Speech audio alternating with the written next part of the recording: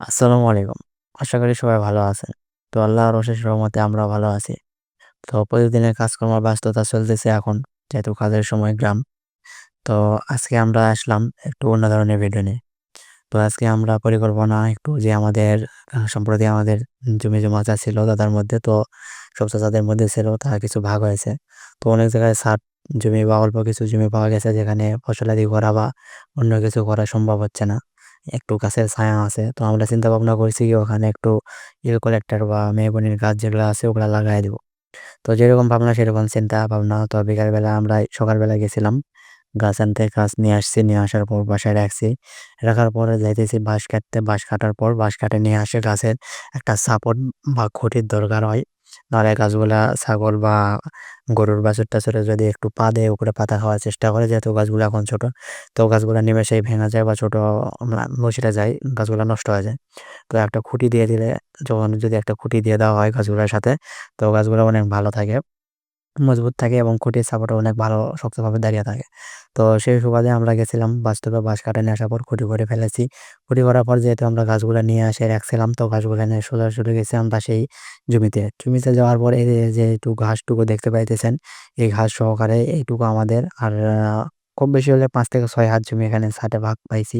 সাইডে আমাদের চাচাদের আছে ওরা এখানে মিষ্টি আলু লাগাইছে। তো আমাদের সাইডে যেহেতু একটু ছায়া বাঁশঝাড় আছে তো আমাদের এখানে ফসলাদি বা হওয়ার সম্ভাবনা খুবই কম যেহেতু ফসল হওয়ার জন্য আমাদের পর্যাপ্ত পরিমাণ রোদের দরকার হয়। তো এখানে রোদটা সেভাবে পড়ে না যার কারণে একটু সমস্যা। এজন্য আমরা ভাবতেছি কি এখানে একটা গাছ লাগায় দেই।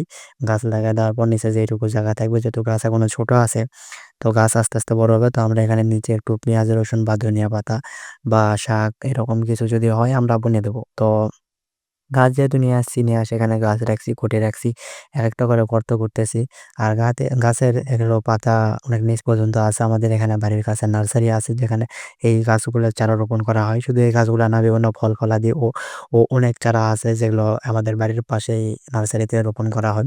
তো ওখান থেকে আমরা গাছ নিয়ে আসছি। তো পাতাগুলা ছেটে দেওয়ার একমাত্র কারণ হচ্ছে যে ছাগলগুলো দেখতে পায় যদি পাতা নিচে আছে তো ওই পাতাগুলা ধরে ত্রাণ দিবে। ছাগল বা অনেকের গরু-টরু আশপাশ দিয়ে যায়। তো টান দেওয়ার পর পুরা গাছটি ভেঙে যাবে বা মুচড়ে যাবে। এজন্য পাতাগুলা ছেঁটে দিয়ে গাছগুলা লাগায় দিতেছি। তো যেহেতু সন্ধ্যা হয়ে গেছে সারাদিন পর আমরা আসছি সন্ধ্যের দিকে একটু ফ্রি টাইমে। তো সন্ধ্যা হয়ে যাওয়ার পর কোনো ক্যামেরাম্যান নাই। যার কারণে ফোনটা স্ট্যান্ডে রাখি একাকী কাজ করতে হচ্ছে। এজন্য ভিডিও কোয়ালিটি হয়তো সেভাবে দেখা যাচ্ছে না। তো এজন্য সবার কাছে আন্তরিকভাবে দুঃখিত। যেহেতু ভাই ভিডিও করতেছি অনেক কষ্ট হয় ভিডিও করতে, একই ভিডিও করা, কাজ করা সব মুশকিল হয়ে যায়।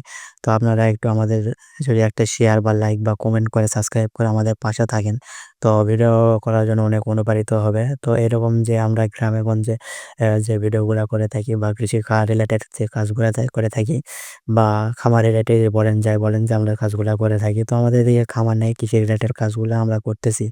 তো এই ভিডিওগুলো আমাদের সাপোর্ট করবেন, অবশ্যই আমাদের পাশে থাকবেন। তো আজকের ভিডিও এ পর্যন্তই ছিল। সবাই ভালো থাকবেন, সুস্থ থাকবেন। আল্লাহ হাফেজ। আসসালামু আলাইকুম। ধন্যবাদ সকলকে।